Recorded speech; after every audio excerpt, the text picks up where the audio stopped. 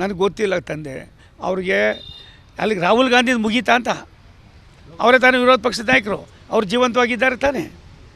ಅಲ್ಲಿಗೆ ಕಾಂಗ್ರೆಸ್ನಲ್ಲಿ ಯಾವ ರೀತಿ ಲೀಡರ್ಶಿಪ್ ಇದೆ, ಯಾವ ರೀತಿ ಅವ್ರ ಒಡಂಬಡಿಕೆ ಇದೆ, ಅವರಲ್ಲಿರ್ತಕ್ಕಂಥ ಒಂದು ದೇಶದ ಬಗ್ಗೆ ಏನಿದೆ ಅನ್ನೋದು ಅರ್ಥ ಮಾಡಿಕೊಡ್ರಿ. ಒಂದು ಸತ್ಯ, ದೇಶಕ್ಕೆ ಭವಿಷ್ಯ ಇದೆ. ರಾಷ್ಟ್ರದ ಪ್ರಧಾನಮಂತ್ರಿ ನರೇಂದ್ರ ಮೋದಿಯವರು ಈ ದೇಶವನ್ನು 11 ವರ್ಷದಲ್ಲಿ 50 ವರ್ಷ ಏನು ಮಾಡ್ಬೋದಾಯಿತು ಅಷ್ಟು ಕೆಲಸವನ್ನು ಮಾಡಿದ್ದಾರೆ. ದೇಶಕ್ಕೆ ಭಾರತೀಯ ಜನತಾ ಪಕ್ಷ ನರೇಂದ್ರ ಮೋದಿಯವರು ಅನಿವಾರ್ಯ ಅವಶ್ಯಕತೆ. ಎಲ್ಲವೂ ಕೂಡ DPR ಆಗಿದೆ. ಅದರ ಜೊತೆಗೆ ಅಂಕೋಲ, ಹುಬ್ಬಳ್ಳಿನೂ ಕೂಡ ಆಗಿದೆ. ನಮ್ಮಲ್ಲಿ DPR ಆಗಿರ್ತಕ್ಕಂಥ 49,000 ಕೋಟಿ ರೂಪಾಯಿನಲ್ಲಿ 23,000 ಕೋಟಿ ರೂಪಾಯಿನ ನಾವು ಈಗಾಗಲೇ ರೈಲ್ವೇಲಿ ಖರ್ಚು ಮಾಡ್ತಾಯಿದ್ದೀವಿ. ಹೊನ್ನಾವರನೂ ಇದೆ, ತಾಳಗುಪ್ಪನೂ ಇದೆ, ಬೇರೆ ಬೇರೆ ಪ್ರಾಜೆಕ್ಟ್ಗಳಿದೆ. ಅದ್ರ ಜೊತೆಗೆ ರಾಯದುರ್ಗ, ತುಮಕೂರು ಕೂಡ ಇದೆ, ಅದು ನಮ್ಮದು ಸೇರಿ. ಇವಾಗೆಲ್ಲವೂ ಕೂಡ ಒಂದು ನನ್ನ ಅವಧಿ ಅನ್ನೋದಕ್ಕಿಂತ ಹೆಚ್ಚಾಗಿ ನಮ್ಮ ಸರ್ಕಾರ, ರಾಷ್ಟ್ರದ ಪ್ರಧಾನಮಂತ್ರಿಗಳು ನರೇಂದ್ರ ಮೋದಿಯವರಾದ ಮೇಲೆ ಇಂಥ ಅನೇಕ ಯೋಜನೆಗಳಾಗಿದ್ದ ಪುಸ್ತಕದಲ್ಲಿ ಅವೆಲ್ಲವನ್ನೂ ಕೂಡ ಕಾರ್ಯರೂಪ ತರ್ತಾಯಿದ್ದೀವಿ. ಅದು ಕೂಡ ಒಂದು ತಾಳಗುಪ್ಪ, ಹೊನ್ನಾವರ ಮತ್ತು ಹುಬ್ಬಳ್ಳಿ, ಅಂಕೋಲ ಈ 2 ಯೋಜನೆಗಳನ್ನು ತಾಂತ್ರಿಕವಾಗಿ ಇನ್ನೊಂದು 3-4 ತಿಂಗಳಲ್ಲೇ ಬಗೆಹರಿತವೆ, ಒಂದು ಹಂತಕ್ಕೆ ಬಂದಿದೆ. ನೋಡಪ್ಪ, ಅವರಿಗೆ ಬೇರೆ ಇಶ್ಯೂ ಇಲ್ಲ. ಗಾಂಧಿಯವ್ರ ಹೆಸರು ಹೇಳ್ಕೊಂಡು ರಾಹುಲ್ ಗಾಂಧಿ ಬಿಟ್ಟರು ಪ್ರಿಯಾಂಕಾ ಗಾಂಧಿ ಹತ್ರ ಹೋಯ್ತವ್ರೆ. ಆಗಿರೋದ್ರಿಂದ ಕೆಲವಾರು ಸಂದರ್ಭದಲ್ಲಿ ನರೇಗಾ ಅಂತೀವಿ ಅದಕ್ಕೆಲ್ಲ ನಾವು.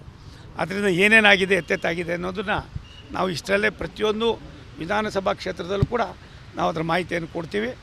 ನಾವು ತೆಗೆದುಕೊಂಡಿರ್ತಕ್ಕಂಥ ಕಾರ್ಯಕ್ರಮದಲ್ಲಿ ಅವ್ರು ಏನು ಹೇಳಿದ್ರು, ಗಾಂಧಿಯವರಿಗೆ ಪ್ರಿಯವಾದ ಯಾರು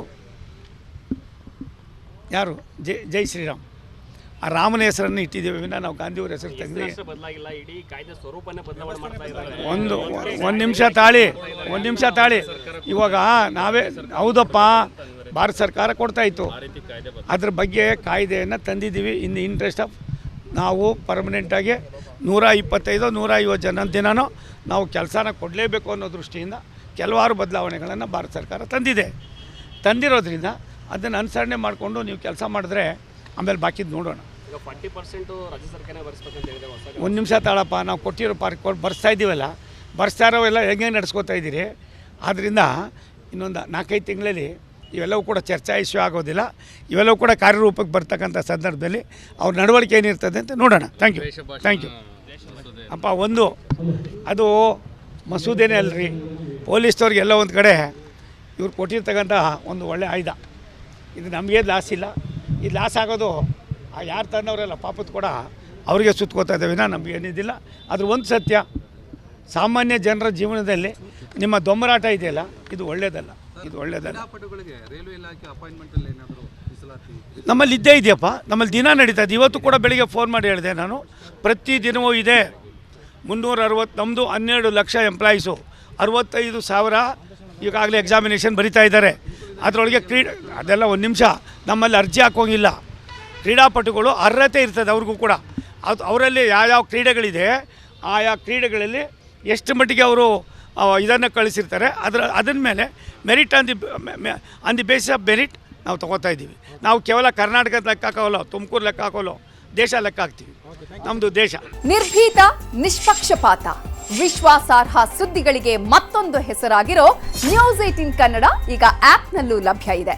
ದಯವಿಟ್ಟು ಇಲ್ಲಿರೋ QR ಕೋಡ್ ಅನ್ನು ಸ್ಕ್ಯಾನ್ ಮಾಡಿಕೊಂಡು ಆಪ್ ಡೌನ್ಲೋಡ್ ಮಾಡೋದಕ್ಕೆ ಮರಿಬೇಡಿ. ನಿಮ್ಮ ಬೆಂಬಲ ಹೀಗೆ ಸದಾ ನಮ್ಮೊಂದಿಗಿರಲಿ. ಧನ್ಯವಾದ.